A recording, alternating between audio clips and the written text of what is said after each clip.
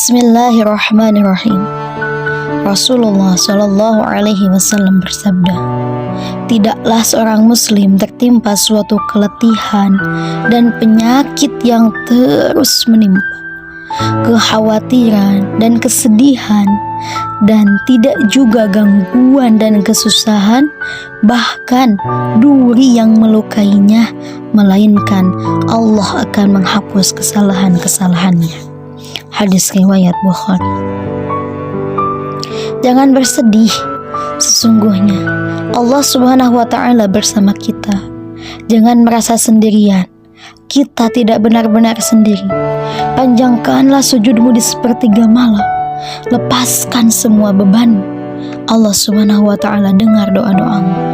La tahzan, innallaha ma'ana. Apa hal paling menyedihkan yang pernah dialami selama ini? Ribut dengan orang tua, dikhianati teman, atau kehilangan orang yang dicintai?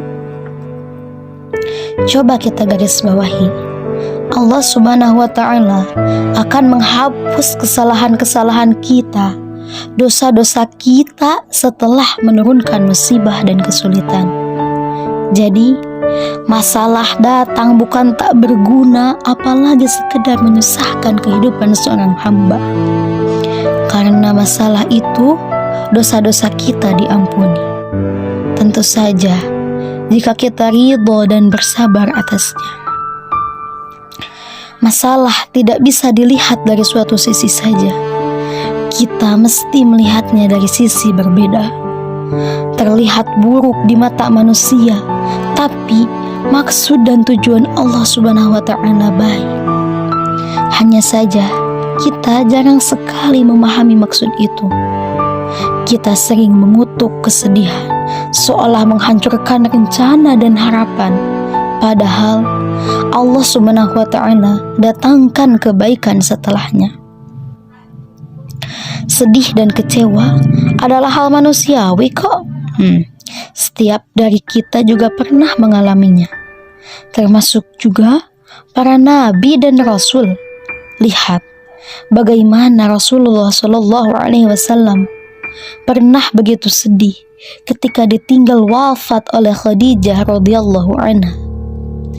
Kesedihan yang amat berat ketika harus ditinggal pergi oleh orang yang begitu beliau cintai. Tapi apakah beliau membenci kehendak dan takdir Allah Subhanahu wa Ta'ala itu?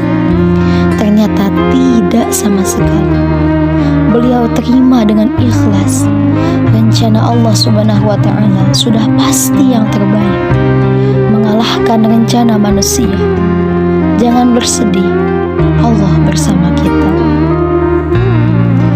Ikrimah radhiyallahu anha berkata, setiap insan pasti pernah merasakan suka dan duka. Oleh karena itu, jadikanlah sukamu adalah syukur dan dukamu adalah sabar. Masya Allah, seperti itulah seharusnya kita ketika diberikan kebahagiaan oleh Allah Subhanahu wa Ta'ala. Dan seperti itulah kita ketika diuji. Semua pernah merasakannya. Maka renungkanlah, sesungguhnya Nabi dan Rasul pun diuji. Bahkan ujian para Nabi dan Rasul begitu berat. Tak sedikit yang mengalami penyiksaan serta penolakan dari kaumnya yang ingkar. Nabi Muhammad Sallallahu Alaihi Wasallam pun mengalaminya. Apakah lantas Nabi Sallallahu Alaihi Wasallam menjadi orang yang dibenci Allah? Tidak. Rasulullah Sallallahu Alaihi Wasallam bersabda, seseorang akan diuji sesuai dengan kondisi agamanya. Apabila agamanya begitu kuat, kokoh, maka semakin berat pula ujiannya. Apabila agamanya lemah, maka ia akan diuji sesuai dengan kualitas agamanya. Seorang hamba senantiasa akan mendapat cobaan hingga dia berjalan di muka bumi dalam keadaan bersih dari dosa.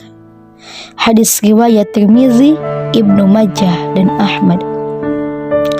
Nah teman-teman, semakin berat ujian yang kita dapat, bisa jadi semakin istimewa kita di sisi Allah Subhanahu wa Ta'ala. Maka tetaplah berprasangka baik kepadanya. Kesulitan yang diberikan selalu diselipkan hikmah juga di dalamnya.